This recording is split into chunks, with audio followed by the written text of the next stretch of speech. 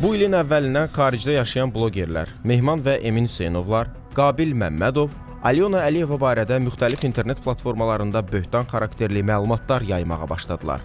Hətta Mehman Hüseynov canlı yayımların birində bir neçə saniyəlik şəkil fraqmenti nümayiş etdirdi. Bu saxta video materiallar hardan alınıb?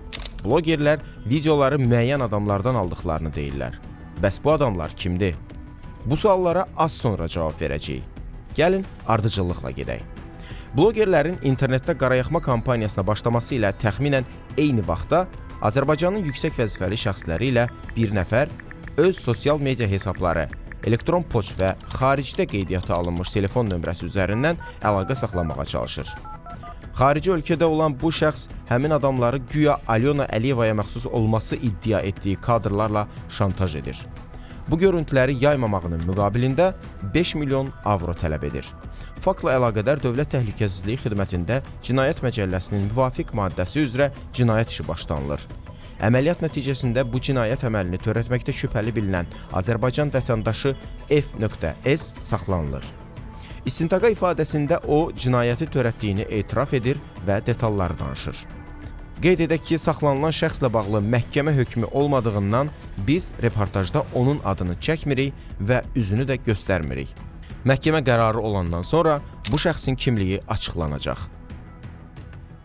11 fevralda Mehman Hüseynovla mən əlaqə yaratmaq istədim və Facebook səhifəsində, Sancaq Media səhifəsində ona mesaj göndərdim ki, xahiş elədim ki, o mənə həmin bu xanımın şəxsi həyat videolarını göndərsin, yaxud şəkillərini göndərsin. Həmin günü, yəni çox qısa zamandan sonra Elman Əliyev və Zəki bəy Səlimov həmin materialları mənə atdılar. Və hətta Elman Əliyev mənə 2 video atmışdı və mən onları baxandan sonra mən inanmadım ki, bu doğru videolardır, bu fake videodur. Bu Mehman Hüseynovun ondan gələn, onun vasitəsilə yayılan videolardır.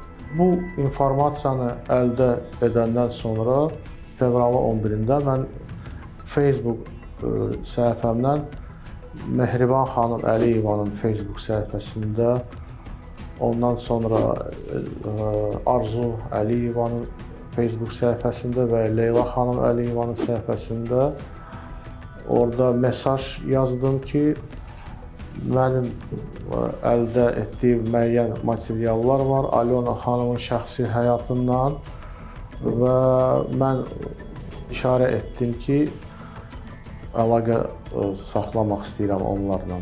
Ancaq heç bir reaksiya olmadığına görə fevralın 15-də mən görəndə ki, deməli, mənim mesajlarıma cavabı olmadı, qərara gəldim ki, məktub yazım və Heydər Əliyev fonduna, saytına ora girərək, orada müraciət bölməsində məktub yazdım, orada öz e-mailimi qoydum və telefon nömrəmi qoydum.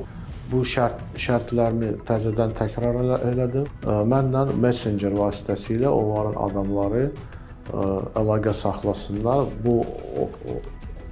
Bunu eləməsələr, mən artıq bu informasiyanı, məlumatları bütün dünyaya yayacağam. Deməli, informasiya agentliklərinə,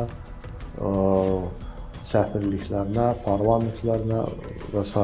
Təxminən ayın 18-i mən deməli, Cavid Qurbanovla əlaqə yaratmağa nail oldum. Cavid Qurbanovla biz Telegram Messengeri ilə əlaqə qurduq, orada danışıqlar apardıq. Mən Cavid Qurbanova şərtini səsləndirdim. Dedim ki, mən 10 milyon avro tələb etmək istəyirdim, ancaq deməli, fikrimi dəyişdim və bu iş tez olsun deyə mən 5 milyon avro tələb elədim. Saxlanılan şəxs etiraf edir ki, bu görüntüləri ona Mehman Hüseynov və Qabil Məmmədova yaxın olan Elman Əliyev və Məmmədzəki Səlimov veriblər. Şübhəli şəxsin telefonunda bu adamlarla danışığının audio yazısı da aşkar edilib. Mehman, salam, necəsən? Nə var, nə yox? narahat eləyən səndən bir dənə xahişim var. Nəsə o şəkli tapa bilmirəm. Bir dənə o şəkli qardaşsan, bir dənə mənə göndər də.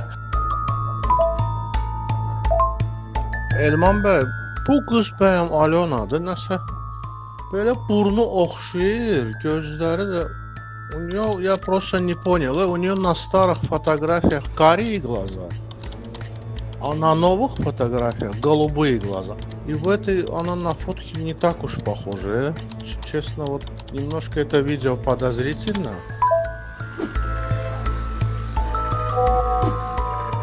Я сейчас не дома, на улице.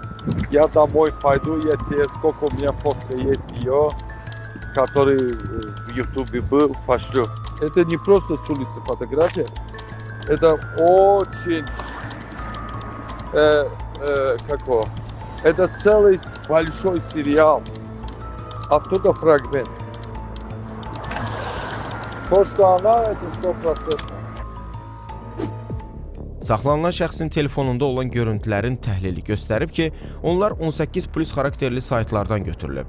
Kadrda olan isə bu tip saytlarda Amber Lulu ləqəbi ilə tanınan qadındır. Onun əsl adı, yaşadığı ünvan istintaqa məlumdur. Həmin qadının açıq sosial media hesablarında kifayət qədər şəkli var. Başqa sözlə, Alyona Əliyevaya qarşı aparılan bütün kampaniya böyük yalan üzərində qurulub. Bunu kampaniyanın təşkilatçıları, özlərini bloger adlandıranlar əlbəttə ki bilirlər. Onların belə davranışlarına qiyməti qoy hamı öz vicdanına uyğun formada versin. Amma bu işdə hələ bir sıra qaranlıq məqamlar qalır. Bu videoları özünü bloger adlandıran şəxslərə kim ötürüb? Saxlanılan şəxsin telefonunda tapılan audio yazının daha bir hissəsini təqdim edirik.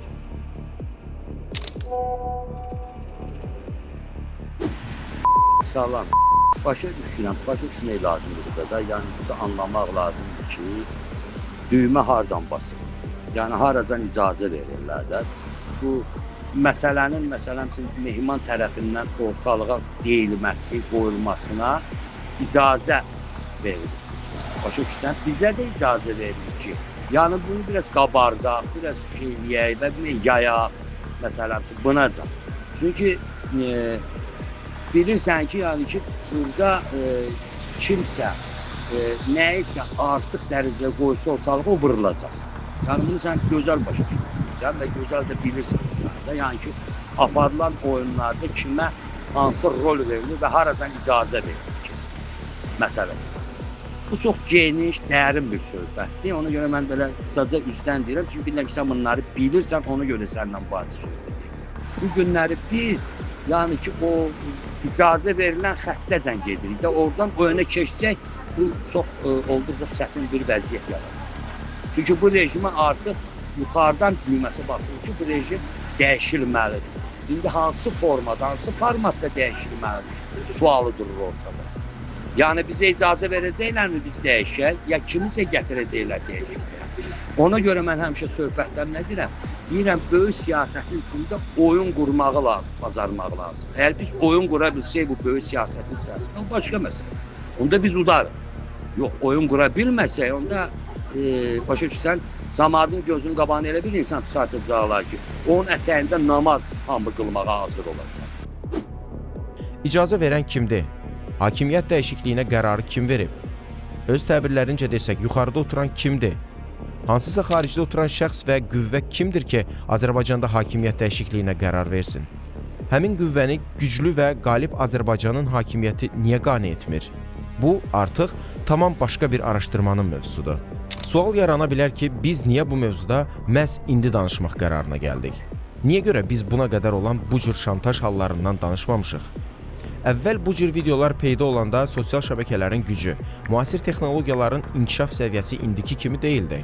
Həmin zaman belə mövzunun efirdə işıqlandırılması, onun daha geniş yayılması demək idi. İndi isə sosial şəbəkələrin yayılma səviyyəsi, habelə bu cür videoların quraşdırılması texnologiyası güclü inkişaf edib və indi bu tip şantaj materialları artıq aktiv və geniş yayıla bilir.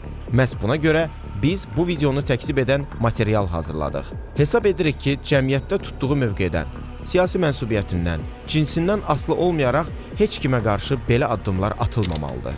Xüsusilə də qadına qarşı şantaj yol verilməzdir. Qadın Azərbaycan cəmiyyətində daim müqəddəsdir. Qızımızdır, anamızdır, bacımızdır. Bu, əsrlər boyu bizim milli dəyərimiz olub. Qadına ləkə atılanda, bu palçıq bütün cəmiyyətin üzərinə atılır.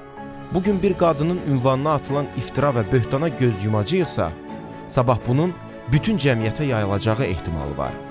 Bunun qarşısını bugün hamımız, bütün cəmiyyət olaraq almalıyıq.